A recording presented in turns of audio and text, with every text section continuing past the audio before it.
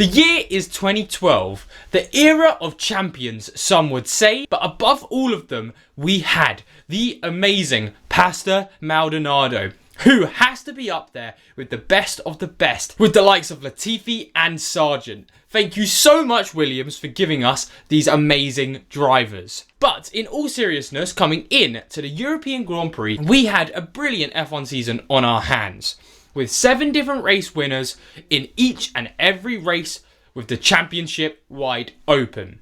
Vettel on 75 points, Webber on 79, Alonso on 86, and Hamilton leading the way on 88. Whoever won this race would take the momentum coming into the middle of the season. This is the 2012 European Grand Prix. So heading into the practice session, and well, for 2012 standards at least, the status quo remained the same. And what do I mean by 2012 standards? Well, we had Pastor Maldonado first with the Williams in FP1, then in FP2 we had Vettel topping the timings, and then in FP3 we had Jenson Button. So 3 different teams, all topping the timings in practice, basically showing no one had any idea where anyone was going to be come qualifying. However, one team that did look like it was struggling a bit this weekend was the Ferraris, who really didn't show much in the practice sessions up to this point for now, so they had a lot to prove in qualifying. And to put it lightly, they pooped the bed. Massa 13th and Alonso in 11th, meaning a double knockout in Q2 for the Ferraris, and alongside them a Ferrari legend of Michael Schumacher filling in that Ferrari sandwich in 12th. However, that wasn't the only crazy news from the first parts of qualifying, as also Mark Webber was all the way down in 19th, being knocked out of Q1, having hydraulic issues with his Red Bull car that was newly upgraded and looked very fast so far this weekend, so it was a nightmare start for him. However, the fun did not stop there, as coming into Q3, it was anyone's guess who would take pole position, as we had a showdown on our hands. However, that showdown did not last long, as Sebastian Vettel would wipe the floor with the competition, being 3 tenths up from the rest of the field, with Sebastian Vettel in first, Lewis Hamilton in second, and Pastor Maldonado in third, with both the Lotuses coming up the rear of Maldonado in 4th and 5th. So could anyone topple Vettel, or could Vettel make his way back up into potentially first, or at least the top 3 in the championship battle? Let the race begin.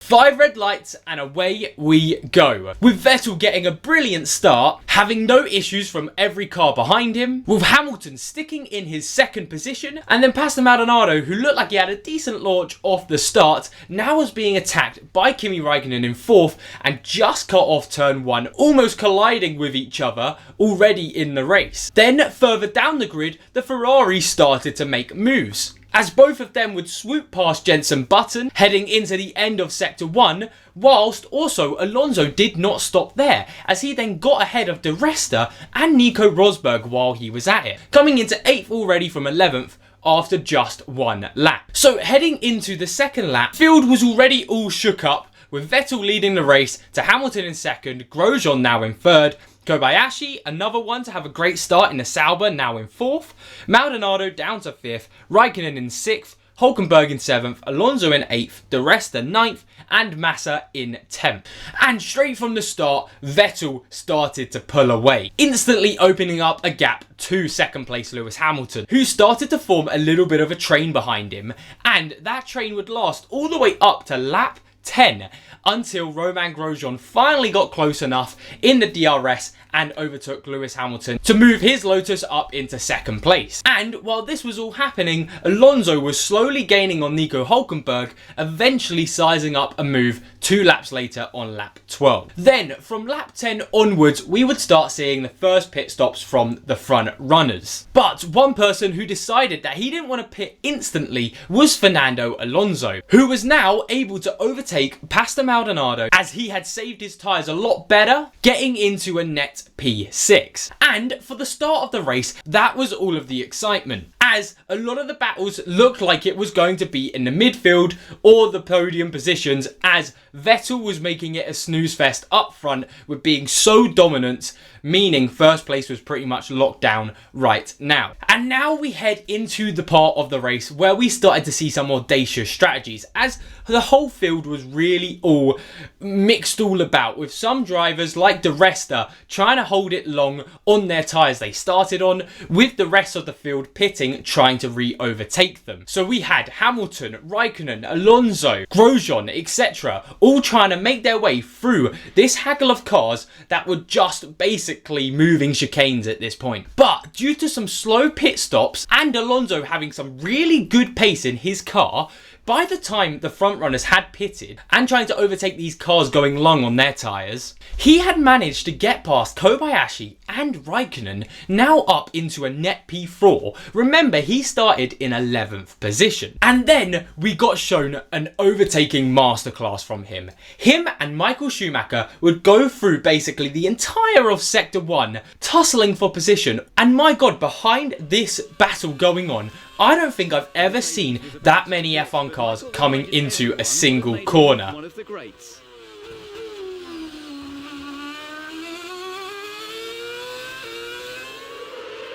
The extra grip gave Alonso what he needed and what the crowd wanted to see. As there had to be at least 8 to 10 cars all around this area of the track where both strategies were fully meeting each other. And well, you knew exactly what was going to happen with this sort of scenario. Now Kobayashi fancied a piece of the action. Bruno Senna got sent spiralling, almost collecting his teammate of Pastor Maldonado while doing this, as sadly Kobayashi had mistimed his attempt of an overtake. Bruno Senna shut the gap and they collided, meaning Kobayashi broke his front wing. Bruno Senna had to limp back to the pits. Both of their races were basically finished, as Kobayashi would then have to come into the pits and get a new front wing. And it was such a shame, as at the moment Kobayashi was sitting in a net P5, P6.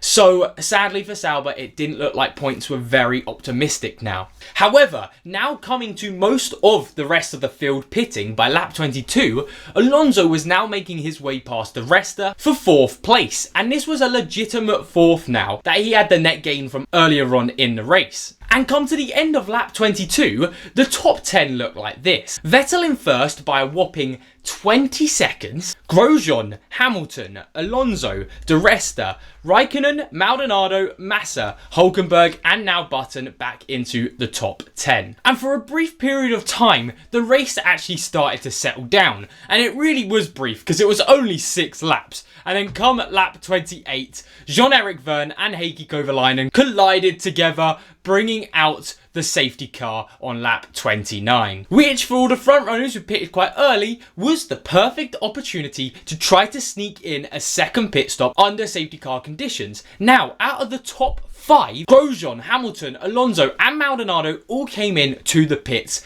and it became a pit stop battle. And well, McLaren didn't really help themselves.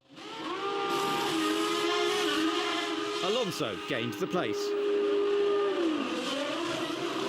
It was the latest in a series of... Hamilton's pit stop ended up being 14 seconds, dropping him all the way down from 3rd place to 6th. Now, as he was a net P5, as Ricciardo did not pit and he was ahead of them in the safety car conditions, however, it was disaster at McLaren, and that really would screw him over for a lot of the rest of the race. With now Alonso inheriting that 3rd position, then come to the end of the safety car condition. At the end of lap 33, Vettel started at the end of the final corner, and Alonso had amazing traction against Grosjean and instantly went and attacked the Lotus driver. And coming into turn 2, he dived it down the outside and made the move stick, getting himself up into P2. But the same luck and skill Alonso was displaying in that Ferrari could not be the same for his teammate Felipe Massa, as sadly Massa would be collected by Kamui Kobayashi, the second incident he's been in,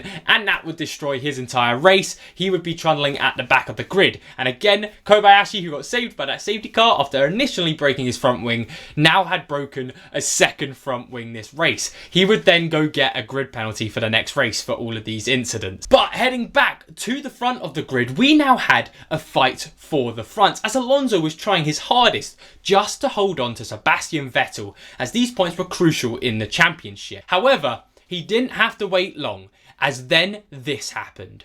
The Red Bull was in trouble.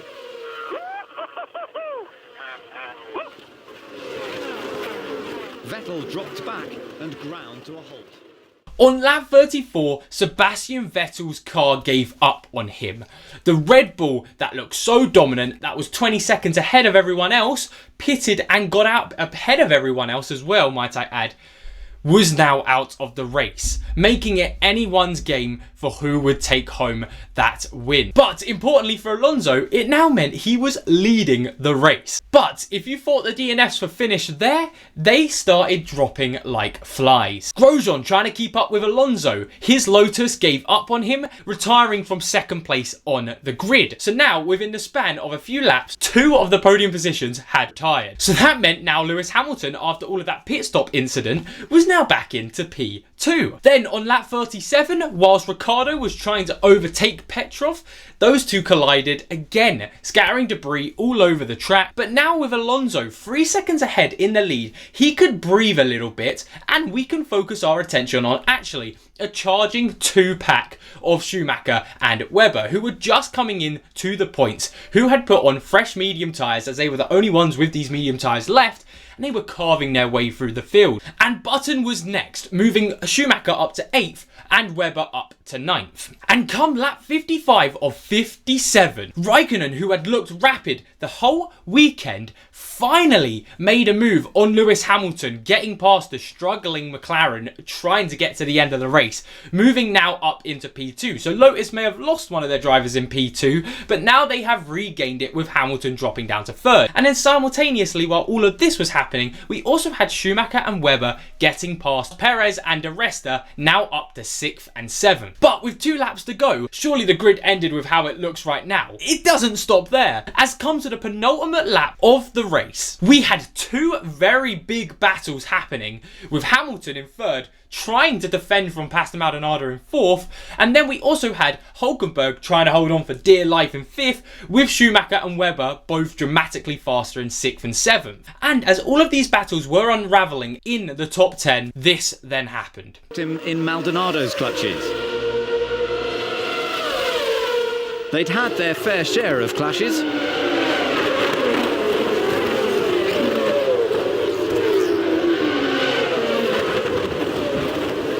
And this one. Crazy enough, at the exact same time, Schumacher and Webber then got past Nico Hulkenberg. So yep, you can now see why Nico Hulkenberg has been officially cursed in F1, as technically he could have got a podium as well this weekend if he just held on for 2 more laps. But that now meant that the top 3 was Alonso, Raikkonen, Schumacher, with Webber in 4th. Bear in mind, 2 of those top 3 started outside of the top 10, and Webber in 4th started in 19th. So comes to the final lap of the Grand Prix. If none of these drivers did anything wrong, all of them would have had such crazy comeback drives. And across the finish line, that is exactly what Fernando Alonso would do in front of his home crowd, getting his 2nd win, the first driver on the calendar to get 2 wins to their name in 2012, officially leading the 2012 Drivers' Championship, with Raikkonen coming home in 2nd and Schumacher holding off Mark Webber for 3rd place.